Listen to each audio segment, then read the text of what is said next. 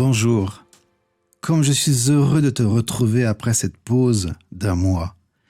Et en plus, je fais face aujourd'hui à un texte difficile. Difficile, oui, mais ô combien important et truffé de principes qui nous parlent aujourd'hui. Et surtout, qui nous offre peut-être un regard nouveau sur le cœur de Jésus. Lis avec moi ce texte en question qui se trouve dans l'évangile de Marc au chapitre 11 et les versets 15 à 17. Ils arrivèrent à Jérusalem, il s'agissant de Jésus et de ses disciples. Jésus entre dans le temple, il se met à chasser ceux qui vendent et ceux qui achètent dans le temple. Il renverse les tables de ceux qui changent de l'argent. Il renverse aussi les chaises des marchands de colombes. Et il ne laisse personne transporter des objets à travers le temple. Ensuite, il enseigne ceci aux gens. Dans les livres saints, Dieu a dit « On appellera ma maison, maison de prière pour tous les peuples. » Et Jésus ajoute « Mais vous en avez fait un abri pour les voleurs. » Ce sont des paroles très fortes, très violentes venant de la bouche du Messie. D'écrire ce passage, la colère de Jésus, serait réducteur tant la situation est complexe.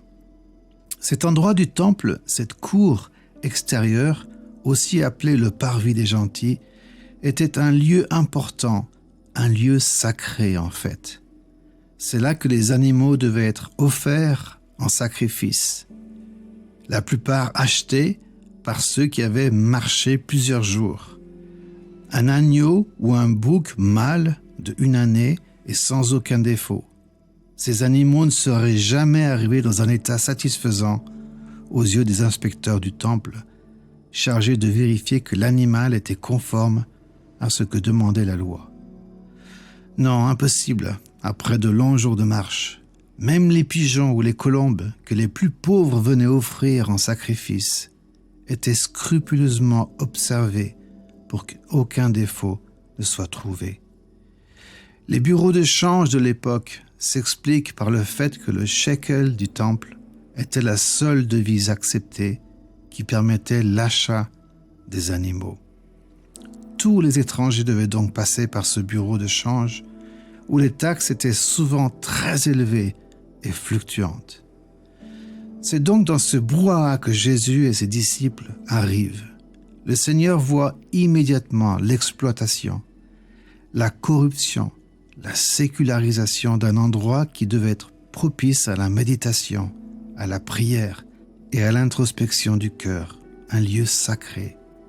Il voit les inspecteurs du temple qui trouvent systématiquement des défauts aux animaux afin de forcer l'achat des bêtes vendues 3 fois plus chères dans les étables du temple.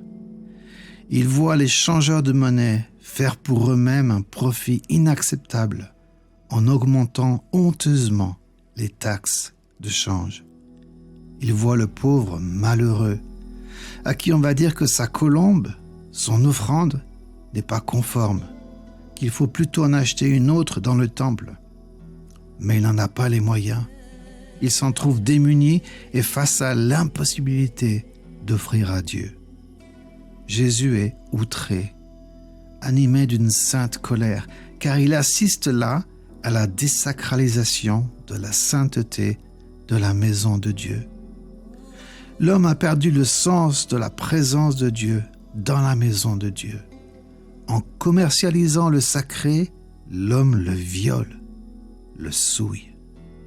Cette maison de Dieu, qui devait être une maison de prière pour toutes les nations, riches ou pauvres, était devenue une caverne de voleurs qui provoque le zèle du Seigneur jusqu'à le pousser à renverser, à retourner, à balayer cette prostitution du sacré. Note que Jésus ne détruit rien, ne frappe personne ni aucun animal. Il ne brise pas les cages des animaux. Il renverse. Renverser veut dire mettre quelque chose à l'envers. C'est tellement symbolique. L'homme a inversé l'ordre divin Et Jésus renverse cette inversion. Il est en colère parce qu'il aime l'homme, et une telle dégradation de son cœur lui fait mal. Lorsque le sacré est commercialisé, la même équation se reproduit, la même tristesse germe dans le cœur de Dieu. L'homme sera constamment tenté par cette commercialisation, cet appât du gain.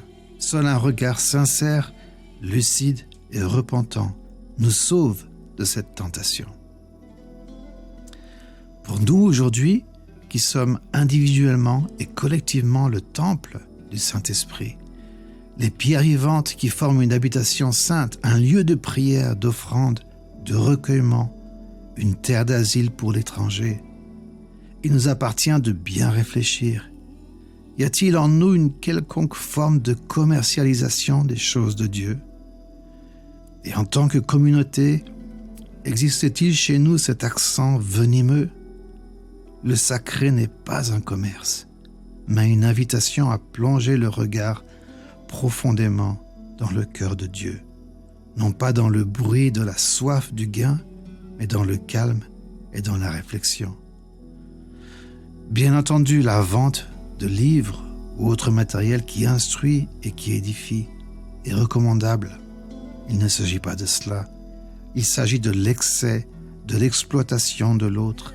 Il s'agit du bruit constant que produit cet état d'esprit, un bruit qui couvre la voix de Dieu, nous distrait, nous berce et nous fait oublier sa présence. Là, nous aussi, devenons comme ces marchands du temple. Y a-t-il en moi une forme de négociation, un commerce avec le Seigneur? J'attends le succès, les richesses, autant de choses qu'il peut donner, mais qui dépendent de sa souveraineté et de sa volonté seule pour chacun d'entre nous.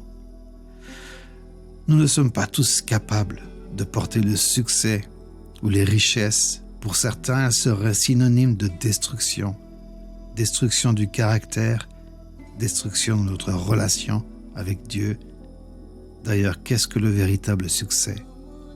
N'est-ce pas de faire sa volonté jusqu'au jour où il te dira « C'est bien, bon et fidèle serviteur, tu as été fidèle en peu de choses, je te confierai beaucoup. Entre dans la joie de ton maître. » J'aimerais t'inviter à m'écrire l'écho que produisent ces paroles. Peut-être que ce sera de demander pardon, peut-être que ce sera la révélation que cette sainte colère de Jésus est provoquée par le naufrage du cœur de l'homme qu'il voit, lui qui nous aime passionnément. Peut-être que tu penses que ton offrande n'est pas aussi belle que celle de ton frère ou de ta sœur. Ce sentiment te pousse à une quête qui n'est pas le bon chemin pour toi. Ton offrande, telle qu'elle, c'est celle-là qu'il attend de toi. Il veut boire l'eau de ton puits et non pas l'eau du puits de quelqu'un d'autre. Il a soif de ton offrande. Recentre-toi et donne-lui ce qu'il désire ardemment. Accepte dans la paix ce que tu es aujourd'hui. C'est lui qui fait grandir et qui met les bornes à ta vie. Bornes qui ne sont pas une limitation, mais une protection. Ne commercialise pas ta vie, ne commercialise pas ta dignité, ne commercialise pas le sacré en toi. Écris-moi et je te répondrai.